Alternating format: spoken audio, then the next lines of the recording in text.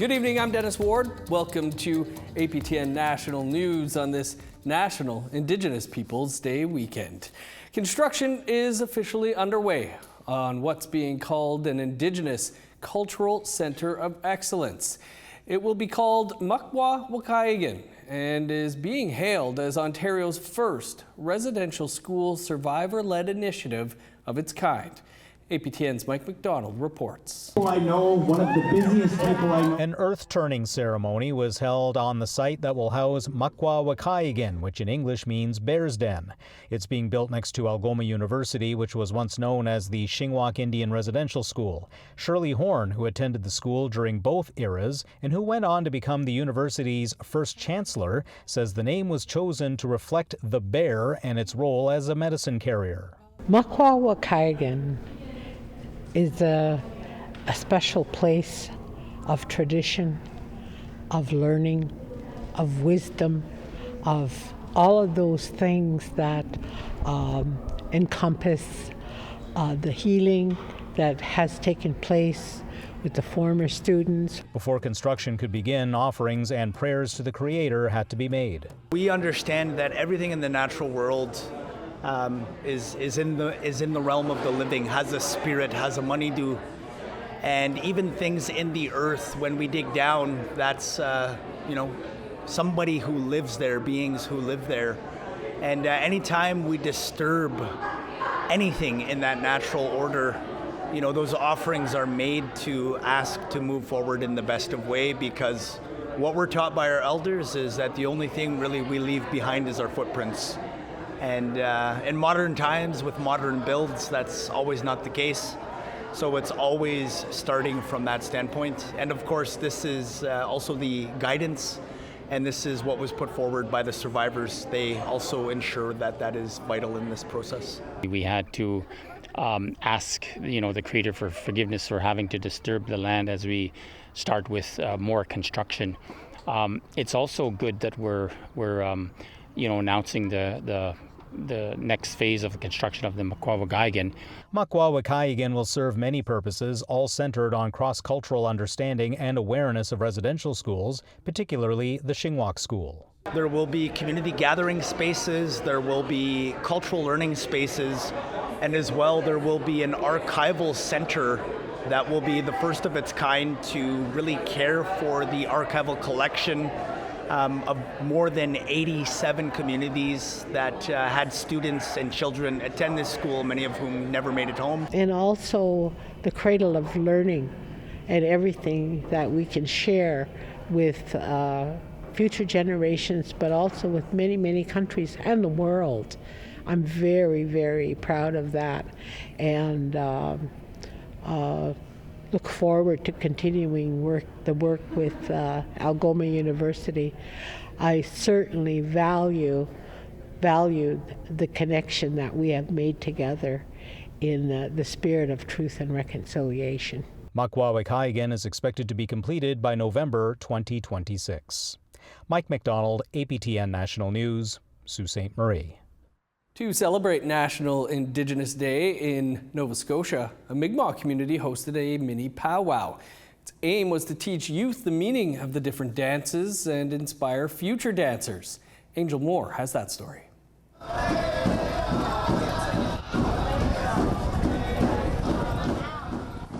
This is the annual Minipowwow, which means gathering in Mi'kmaq at the Swaganagity First Nation. Over 300 community members and students celebrated National Indigenous Peoples Day a day early. Little ones were encouraged to participate and learn by example from young dancers such as Keelan Stevens. He started dancing about 7 years ago with encouragement from his mom. Stevens now dances at competition powwows. At first I didn't want to, but now it's like I really want to dance because it's just because of the experience and the people you meet, and it's just like the fun that comes. Like you may not, it may look like it's not fun, but it's actually really fun to learn. Kalira Sack started dancing when she was 2 years old. She teaches jingle dress dancing and shares teachings at the Elnu Seabook Gina Murugoam LSK school. Sack's aunt made her regalia. My regalia is like, it just means healing and having the courage to step up. Like if you see someone struggling, step up. If someone comes and asks you for help, like step up and build the courage to help. The event was hosted by the Sibäganagati Department of Education with students from the Sibäganagati and Shubenacadie District Elementary Schools. Sherry Julian Brooks is a primary teacher at LSK. She helped organize the event. You know, there's a lot more to our culture than, you know, just the singing and dancing. There's meaning behind the regalias, there's meaning behind the dances, and we just want our students and our children to understand, you know, there's different styles of dance and there's different reasons why people dance. Sometimes it's for entertainment, sometimes it's for healing, sometimes it's for medicine. Angel Moore, APTN National News, Sibäganagati, Mi'kmaq Nation. In Winnipeg, a small inner-city store is making waves on social media. The Métis owner is using his latest business venture to build the Indigenous community while sharing his own struggles in hopes of inspiring others. Here's T.R. Wheatley with that story. Ladies and gentlemen, my name is Nigel, aka Mike North from Art Plus Fashion. I'm a designer, I'm also the owner, and all nations are welcome. Inside, there's anything from shoes to rep clothing to Nigel's own designs that reflect his mixed roots. Bucks off Marketplace, and then you just get your own sheets. You go to Red Rebel, they'll print you the sheets, and get some shirts. So you could start a business for less than $300. I'm Métis and Moorish. My dad was from Trinidad, and my mom is from St. Eustache, which is by Portage-la Prairie, small little community. And yeah, we're a little bit Cree, a little bit of French. As an Indigenous entrepreneur, he's looking to help community too, as a hub for beadwork, ribbon skirts, shirts, and artwork. It's pretty hard for some of these places. They go to all these different markets. They might make some money here, they might make some money there, and it's kind of tough. So yeah, we're trying to support the creators. Support he only dreamed of growing up in the inner city at the height of gang life in the 80s and 90s. Sometimes I wonder what's my purpose on this earth is. I know I look fine, but I hide it under the surface. When I was younger, not a lot of opportunity, not a lot of jobs, so I fell into the streets, gang life. Ended up selling drugs. I got caught for that. Did my time. It's been 10 years plus past, and I recently applied for a pardon. I got my pardon, but I'm great. I'm happy. I paid my debt to the society. Hard days, long nights, blood, sweat, and tears, sacrifice. It was a crazy time, man. A lot of friends, most of my friends are in jail or on drugs, and it's been a tough path changing my life. When I got out of jail, the Métis Federation actually helped me through a job program. They helped me get into the steel industry. Now he's paying it forward. Through all the pain, feel the growth. So through all the fear, I can feel. He runs a youth music program called MAPS Workshops, where he travels into remote First Nations. It means more to me than anything in my own personal music career or any success with the store. When you see a kid's face light up for the first time when they see themselves on a music video. Helping keep kids on the red road before the streets find them. Using money earned from those workshops to build his inner city store. Did a couple of workshops back to back, and I was able to raise about $15,000. Yeah, with no business plan, no fundings, we just did it. I had a lot of stuff in my house. The whole living room full, and I'm like, you know what, it's time for me to get a space. With plans to open a studio in Winnipeg on the horizon and a vision to help kids who grew up just like him. Take space in positive ways. It's called green revenge, you know what I mean? Doing good for the community, doing good for the people around you. So yeah, it doesn't really take much. T.R. Wheatley, APTN National News, Winnipeg. Still to come here tonight, we'll take you to a special graduation in Winnipeg. Stick around.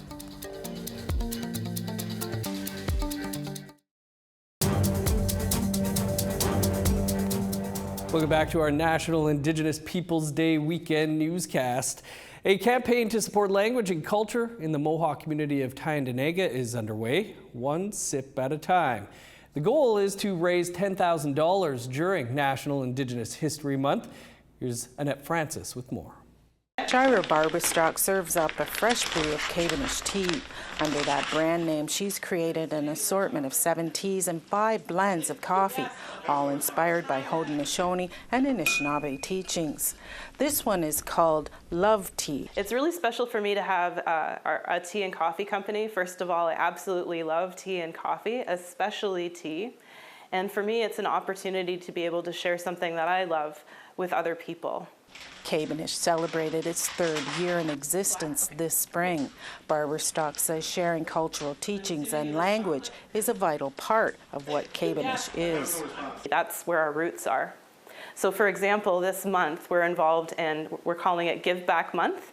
And during Give Back Month, we're doing $2 off for every tea and coffee. That's our give back to people that have been following us and buying from us.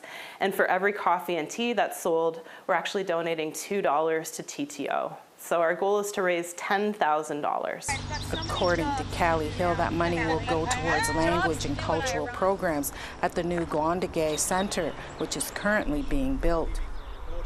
Every contribution is meaningful to us in whatever way it is and at whatever amount. Maybe it's not even monetary. Maybe it's, coming to help volunteer to do something. I've always said, I will continue to say, this is a community building, and I really want our community to know and to feel that. Some local businesses are on board to help raise funds too. 3 Nations traders will also donate $2 for every Cavendish product sold from their shelves. Amy Smart says it's an important gesture. Just brings more of that sustainability, the food sovereignty, and it also brings that economic development, or keeps it within the community. I think it's important for many of our businesses to, support the local community and ventures. Melissa Brett is the Tyendinaga Mohawk artist who designed the Cavendish packaging. She also supports language and cultural programs at the new center. That's why she's stocking her shelves with Cavendish at the Sacred Circle. I'm just honored to be to have the opportunity to give back to such a great program. I think our language and our culture should be absolutely available, and I'm super excited for the whole project to be done. And Barberstock says those interested can purchase online. And for anyone that's outside of Tyendinaga, they can buy tea and coffee through proudlyindigenous.com. So far, Barberstock is short of her goal, but will extend the deadline into July. Meanwhile, the new center is slated to open by this December. Annette Francis, APTN National News, Tyendinaga, Mohawk Territory. In Winnipeg, 148 students from the Yellow Quill University College walked the stage from over a dozen different programs to make up class of 2025. Have a listen and hear some inspiring words from 4 of them.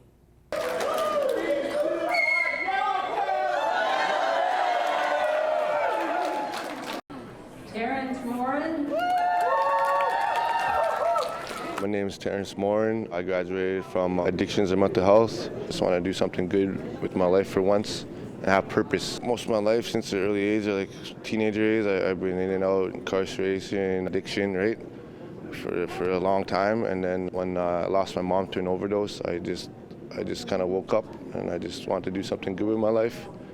And so when I got out, right away I went to treatment, enrolled in school, and then I just kept on going. I share with the folks that I work with, recovery is real, always have hope, have dreams, and, it comes with putting in the work.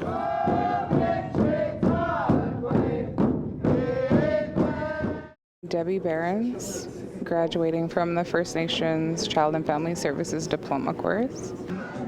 Hoping to get my BSW and then maybe my master's.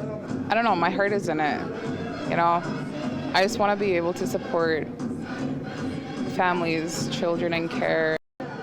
I would really recommend Yellow Quill because they're amazing. They make you feel welcomed. If you haven't been culturally in touch with your roots, they encourage it, but at the same time, respectfully. Happy National Indigenous Peoples Day. Aho! My name is Jeremy Raven and I graduated from Addictions and Mental Health Support Work. For most most of my life I struggle with addiction and mental health. Like, I've been there, and they see that as well, and it's just like it's easier to open up and just, you know, offer the resources or the guidance that, you know, I once needed. Doing this work, and it fills my cup, it feeds my spirit, and it just, you know, it's a better way to live. Yeah, I'm very nervous. I'm Precious May Twashing, and I'm graduating from Adult Ed today. Go to school. It's so easy. It's easy. When I joined, I thought it would be hard, but I went, and then just after like Christmas break, it's like, oh, I might as well just finish. I'm already here. Let's just do it. I want to go into school to study to be a paramedic. I have my son here. It's his birthday, so he's here graduating on his birthday with his mom.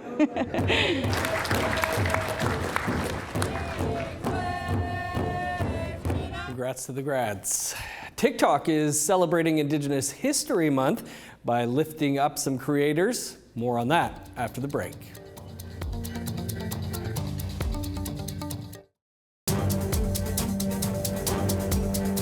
Welcome back. For National Indigenous History Month, Canada TikTok is celebrating Indigenous creators. And one Mi'kmaq influencer is one of 15 Indigenous people chosen as a 2025 Indigenous Visionary Voice.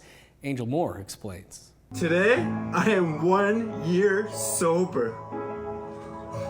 Yeah, baby, I'm 1 year sober. You wanna help me blow it out? You gotta make a wish. That is KJ Denny's TikTok video about his road to recovery. Denny is two-spirited and is from the Member 2 First Nation in Unama'ki, which is Mi'kmaq for Cape Breton. He made the TikTok to help others. It was reaching people, and I was getting messages from people who were in detox, who were in rehabs, and they were saying that my videos are actually helping them get through this. So hearing those messages, seeing those comments from people who are going through the same thing was the biggest reason why I started sharing my story. Denny was chosen as one of the 2025 Indigenous TikTok Visionary Voices. It recognizes 15 creators who share their authentic selves, make a positive impact, and inspire others. It meant that everything that I've been doing up to this point was worth it. It was very validating, to be honest. It felt so good, and it felt like I was doing something on this platform that was making an actual impact. Denny has almost 175,000 followers with 2.8 million views of his TikTok videos, which includes bingo makeup. I'm gonna go in with shade I-23, cause I wanna look like I'm 23. Comedy skits, and cooking with his cat, Duma. Denny's studio is in his kitchen, and Duma likes to make a grand entrance. Welcome back to Cooking with KJ and Duma. Today, we're making KD and hot dogs. This comedy sketch reached over 1 million views. Can I get some wieners for my KD? Nope, wieners are only for chief and council in first class. Denny's content includes drag makeup tutorials. Denny is a drag artist. His stage name is Cage. He hopes his TikTok videos help others express their authentic selves. I want other two-spirited youth who are out there who are struggling with their feminine side, who maybe struggling accepting them, who maybe are struggling accepting themselves. I want them to look at that video and see that they can do that too, and they can embrace their feminine side. Denny's TikTok videos are @CageDenny. Angel Moore, APTN National News, Djibouti, also called Halifax. Now to Vancouver, where video journalist Tina House joins us with a special guest. Tansei, happy National Indigenous Peoples Day. We are so honored to be joined today by Tawani Joseph. Tawani, nice to see you. Hoi chika, thank you. It's great to see you, Tina. We're literally on top of the world, as you can see behind us. And Tawani, you've been on top of the world for quite some time with your career. What have you been up to?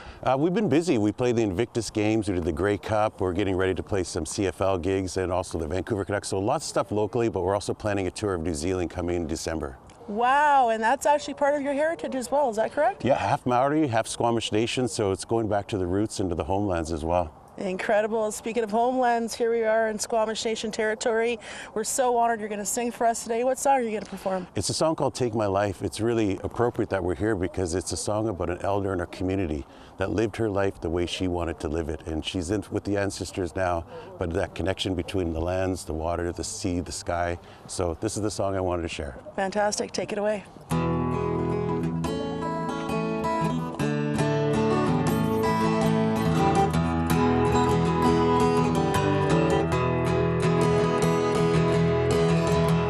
Take my life, take my life now.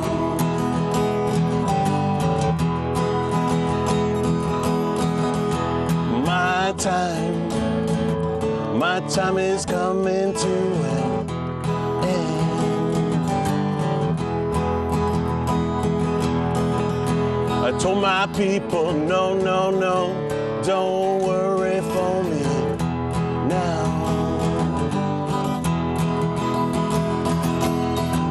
You can tell me what you want to. I live my life my own way.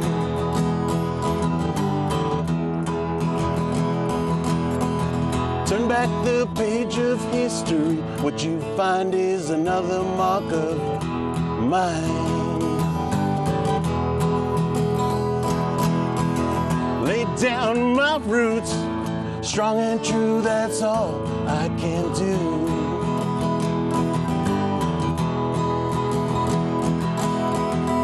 The things that I have done, who'd have thought that I would turn out this way?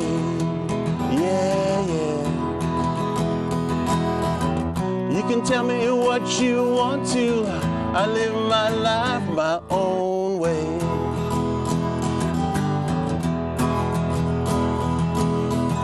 As the years pass by, found my way, don't know if it's right.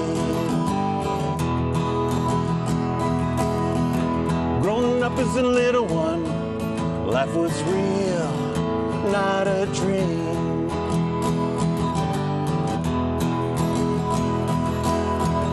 Opened up my eyes, a new life, I know how. I've taken the street with no name to find my people, my home.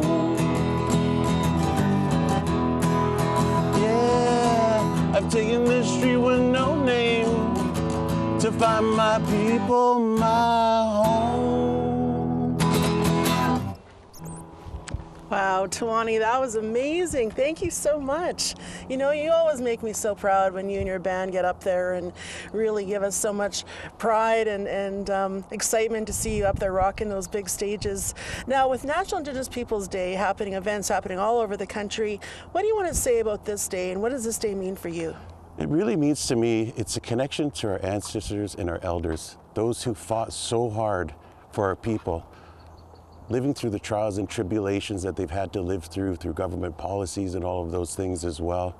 It's been so difficult for our people, but we can always make it through. And it's important for us as Indigenous peoples to share our cultures with this country and the world. And for those peoples from cultures from right around the world that live here in Canada to be able to come with us on our journey. Absolutely. Thank you so much for joining us today. Really appreciate you, my friend. You're Thank also you. performing later today at the Welcoming Figure here at Ambleside Beach. What do you want to say for people that can make it out to the show tonight? Come on down to the show, and there's great Indigenous talent right across the country, but come on down to Ambleside if you want to check out Bitterly Divine. Fantastic. Thanks. Back to you in studio. That's all the time we have for your APTN National News on this National Indigenous Day weekend. I'm Dennis Ward. Marcy McGuitch, thanks for being with us.